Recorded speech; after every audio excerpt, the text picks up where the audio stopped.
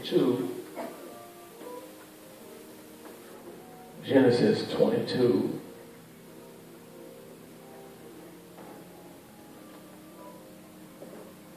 (13 through 14).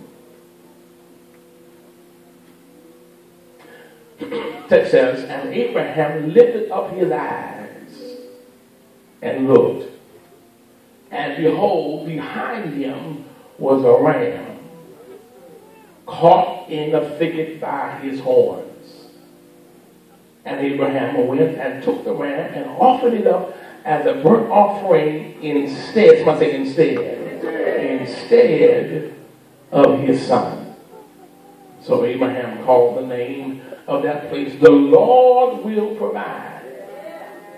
As it is said to this day, on the mount of the Lord it shall be provided. May the Lord listen to the reading and hearing.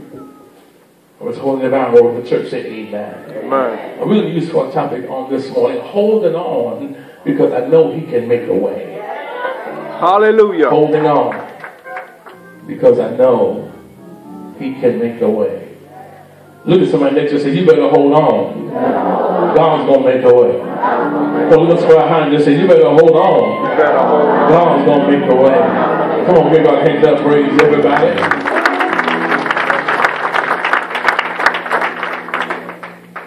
Let us bow. Lord, we say thank you. Thank you, Lord, because you're kind. Thank you, Lord, because you're so good. Not going to sit down here on to the makes this thing easy. Open the minds, hearts, ears of people. Let them clearly receive the word. God, and stop the flow. Need more of you. Let's have James be seen. I'm a sinner. That's right, the preacher.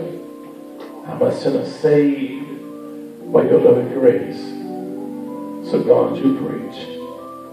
And Job probably need to hear words from you. Come now. In Jesus' name we pray. Let me heart say amen. Amen. Holding on because I know he can make a way.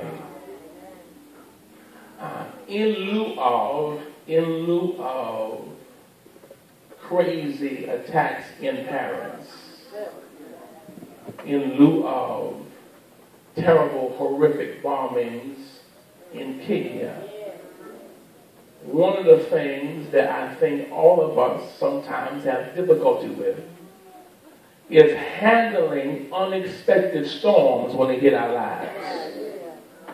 Trying to manage life, because sometimes, if we're honest, life has a way of throwing curveballs unexpectedly. You unexpectedly lose your job. You unexpectedly involve yourself with a sickness. You unexpectedly go through a terrible relationship. Life, family, is filled with difficult situations that happen unexpectedly. As we in this series, Lord, Fix My Family, one of the most huge requests that I have received was that, God, I need you to make a way in my family. I need you, God, to provide a means of income. I need you to provide healing in my body. I need you to do things in my life that nobody can do but God. God has a way of sometimes, y'all, putting us in peculiar situations just so that we can see that he's big and bad enough to do anything he's big and bad enough to do.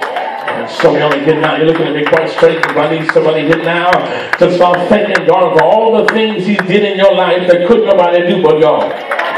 Y'all ain't talking to me here now. I need somebody here to look back on your life and think about all the times that God made ways for you that couldn't nobody make but God, and God all by himself. And that's why I came to preach to you this morning, 10 o'clock service, because I feel in my spirit that some of you here now are wrestling with some situations in your life that almost want to make you let go. You're hanging there trying to survive. You're hanging there trying to make your ends meet. You're hanging there trying to go to a job you can't stand and look at a boss you don't want to look at it and take care of kids who are disrespectful, and you're married to somebody who you can't stand. Y'all ain't talking to me because you're sitting next to somebody. I need somebody here to thank God that I'm holding not let go. Anybody here? I'm holding. Through those storms, I'm holding. When I ain't got no money, I'm still holding. When my body is racking with pain, I'm holding on to God's unchanging hand. And God told me to tell the family, y'all in here now, that the reason why I'm going to bless you because you trusted me while you were holding on. Is anybody here? Say, boy, you want to down my road. Is anybody want to thank God now? Lord James, I feel better up here.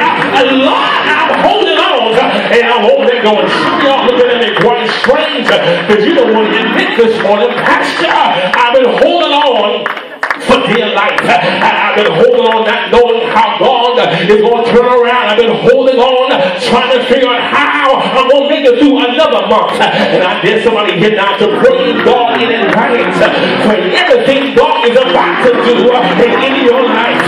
You ain't coming back to me here. Anybody here say, Pastor, I'm holding on because I believe that God can make a way. I ain't talking to somebody who ain't never gone through nothing, but I'm talking to a few of y'all in the building now who said, Pastor, I'm going through some stuff, and I believe that God, He gonna make a way.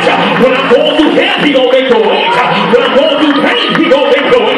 When I'm struggling, He gonna make a way. When I ain't got no job, He's still gonna make a way.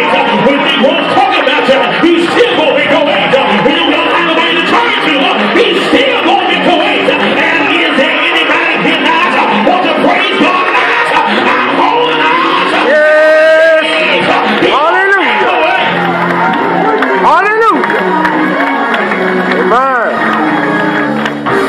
And I've got to work with my brothers and sisters here. I'm amazed because you and I know for our own selves that there are times in our lives when we're holding on that the devil talks the loudest when I'm feeling the weakest.